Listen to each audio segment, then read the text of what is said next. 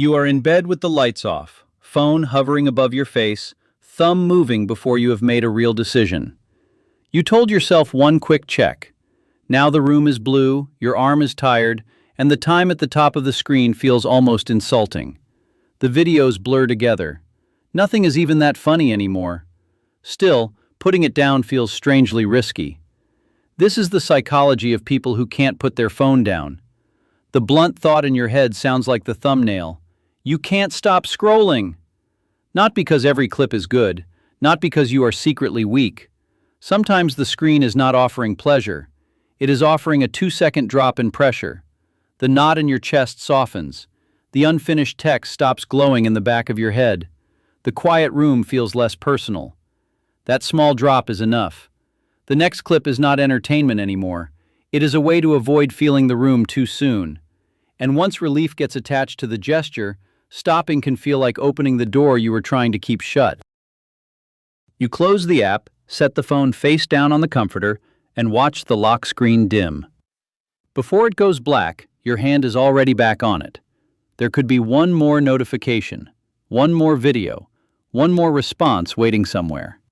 Nothing important has happened, but the tiny chance that something could happen makes the quiet harder to sit through without it.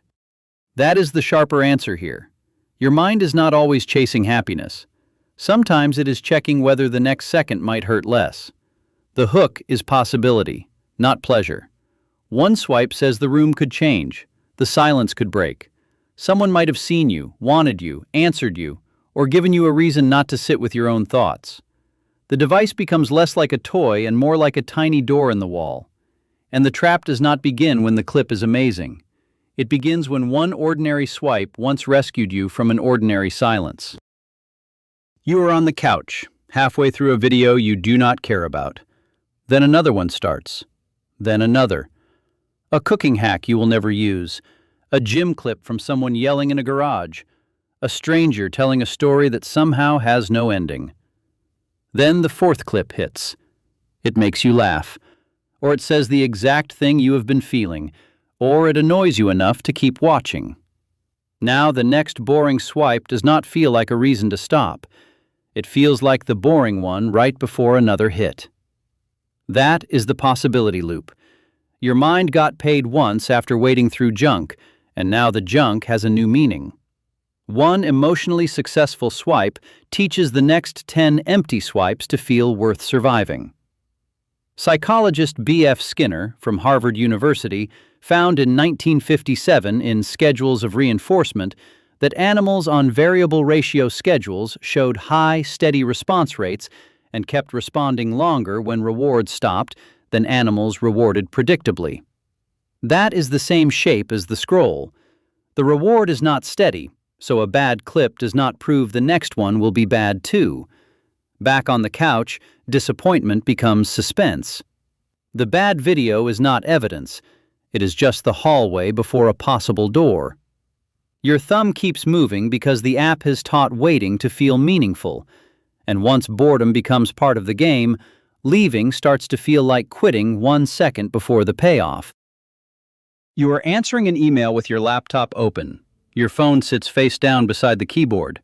The screen is dark. The ringer is off. Still, part of you is tracking whether it buzzed, whether the group chat moved, whether Slack needs you again. You read the same line twice. You switch tabs for no reason. When you return to the email, the shape of your reply is gone. Nothing happened. But your attention still paid rent to the possibility that something happened. That is the part that feels so frustrating. It is not in your hand. No video is playing. No notification is demanding anything. And still, work feels thinner. Your thoughts cannot put their full weight down. This is not only distraction after use, it is attention being reserved in advance. Your mind keeps a side door open, just in case the device becomes relevant again. Behavioral scientist Adrian F. Ward, from the University of Texas at Austin, found in 2017 across 2 experiments with 520 participants that people performed best on working memory and fluid intelligence tasks when their own phones were in another room, even when the phones were silenced and unused. That explains why the silent rectangle beside your keyboard can still feel mentally loud. Part of your capacity is being used to not use it. So when the email takes forever, it is not always because you are lazy. Some of your working space is already occupied by resistance. Even when nothing buzzes, part of the room is still making noise. You are waiting for an Uber outside a restaurant. One hand is in your jacket pocket, the other is already lifting the screen, even though the car is only 2 minutes away. There is no message you need to answer. But the second the sidewalk gets quiet, you open an app and let someone else's voice fill the space. By the time the car pulls up, you have skipped a small feeling. It could have been the sting from that difficult text, or the awkward pause after dinner, or the tiredness you did not want to notice. The screen did not entertain you. It interrupted the quiet before the quiet could explain itself. That is the part boredom rarely gets credit for. Boredom is not empty time. It is the loading screen for feelings and loose thoughts you were too busy to process. That Uber wait is exactly the kind of low-demand space where the background starts working. Psychologist Benjamin Baird from the University of California, Santa Barbara, found in 2012 that participants who did an undemanding task that encouraged mind-wandering improved 41% on a creative, unusual uses task, more than participants who rested, did a demanding task, or had no break. That means the quiet moment was not dead space. It was a small mental workbench. Your mind was connecting dinner, the text, the weird mood, and the thing you could not name yet. Then the screen arrived first. So the scariest thing getting interrupted may not be boredom. It may be the first honest sentence you were finally quiet enough to hear. A boss email lands while you are making dinner. Before answering it, your thumb opens an app where nobody needs anything from you. Another night, you send a dumb meme to a friend and feel your shoulders drop.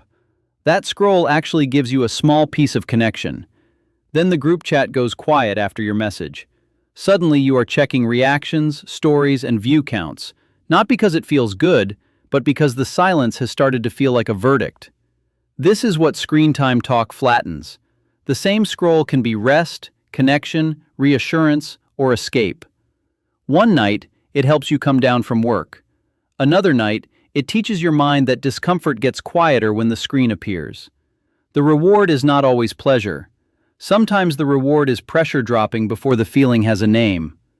Psychologist Lauren E. Sherman from the University of California, Los Angeles, found in 2016 in an fMRI study of 32 adolescents that seeing their own Instagram photos with high approval counts produced stronger nucleus accumbens activation, and teens were more likely to endorse photos that were already popular. That matters because a reaction is not just information on a screen. It can become a fast social answer to the uneasy question, "Am I still okay here?" Back at the stove, the pan is hissing. The email is still waiting. Your chest has loosened just enough to keep checking. The app did not solve the problem. It gave your nervous system a tiny social answer. And that is why the real question is not how often the thumb moves, but what it is trying to keep from landing. You finish one task, the room goes quiet for half a second, and your hand reaches before you know what you want to change. After a message lands with a tone you cannot read, you open an app and feel the pressure in your chest drop before any video starts.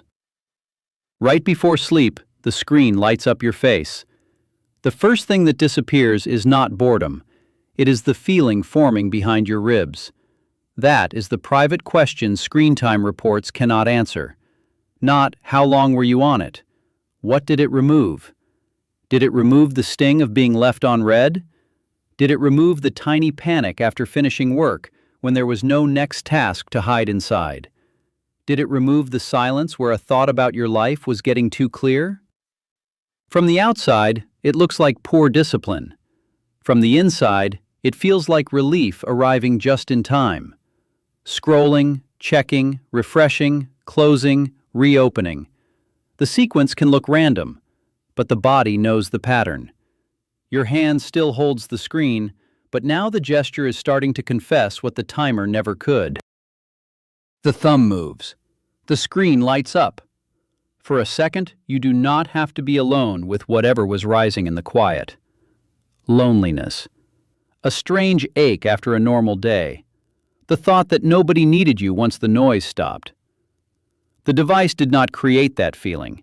It just arrived fast enough to interrupt it.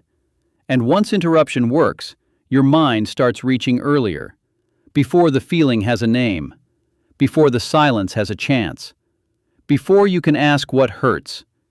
You are not weak, broken, or morally failing. Your mind has been trained to leave the room whenever stillness starts to speak. That does not make the screen harmless. It makes the gesture readable.